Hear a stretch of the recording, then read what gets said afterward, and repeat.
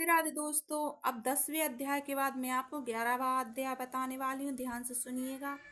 नारद जी ने कहा, एक समय जलंधर पत्नी सहित असुरों से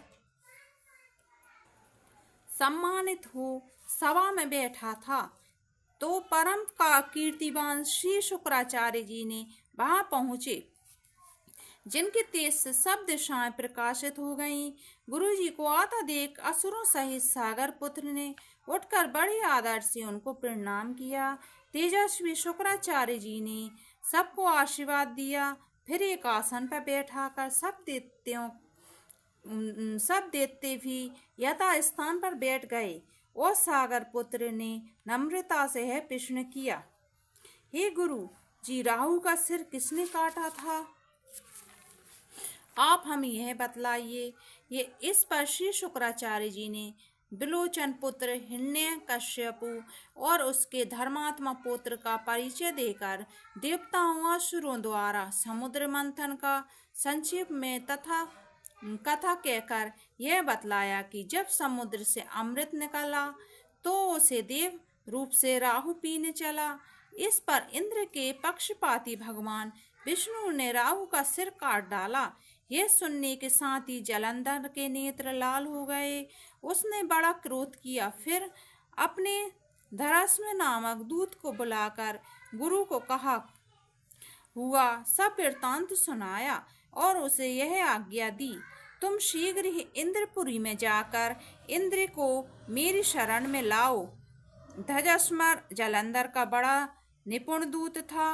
वह शीघ्र ही इंद्र की दुधर्मा नामक सभा में जा पहुंचा और जलंधर के शब्दों में कहा, हे देवता धम, तुमने समुद्र को क्यों मथा और मेरे पिता के सब रत्नों को क्यों ले लिया? ऐसा करके तुमने अच्छा नहीं किया।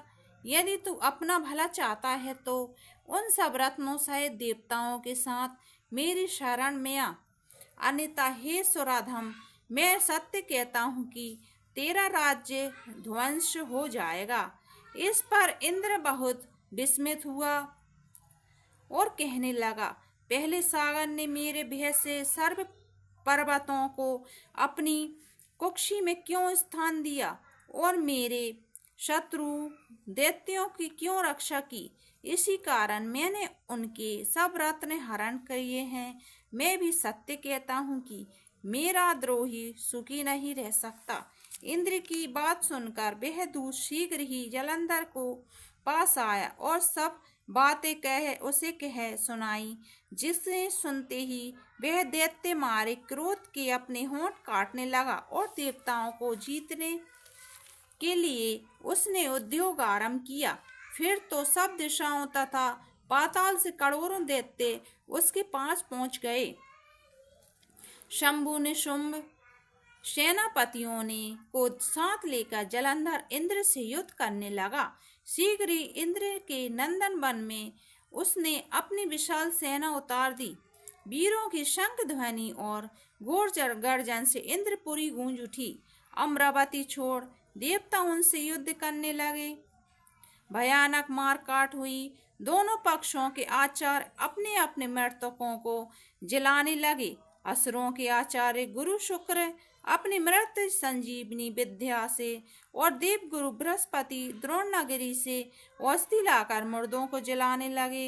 इस पर जलंधर ने अपने गुरु शुक्राचार्य जी के क्रुद्ध होकर कहा, मेरे हाथ से मरे हुए देवता जी कैसे जाते हैं? जलाने वाली विद्या तो सब आपके पास ही है, फिर यह क्या बात है? इस पर श्री शुक्राचार्य जी ने देव गुरु श्री बृहस्पति जी द्वारा द्रोणागिरी से औषधि लाकर देवताओं के जलाने की बात कह दी।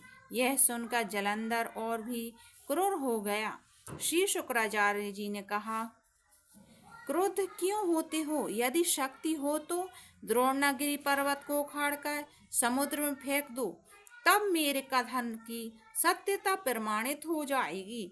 इस पर जलंधर क्रोध होकर शीघ्र ही द्रोणागिरी पर्वत के पास जा पहुंचा और अपनी भुजाओं द्वारा उसे जड़ से उखाड़कर समुद्र में फेंक दिया। यह भगवान शंकर का तेज था।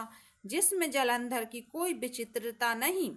पश्चात यह सागर पुत्र युद्ध भूमि में आकर बड़े वेग से देवताओं का संहार करने लगा।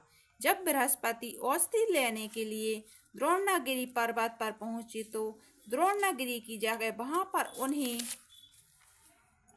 सूना मैदान मिला, तो वह भयभीत होकर देवताओं के पास पहुंच आए और वहां कहा कि युद्ध बंद कर दो, तुम लोग अब जलंधर को नहीं जीत सकोगे। पहले इंद्र ने जो भगवान शंकर को अपमान किया था, यह उसी का फल है। यह सुनकर देवता युद्ध की आशा त्याग अत्यंत ही व्याकुल हो इधर उधर भाग गए।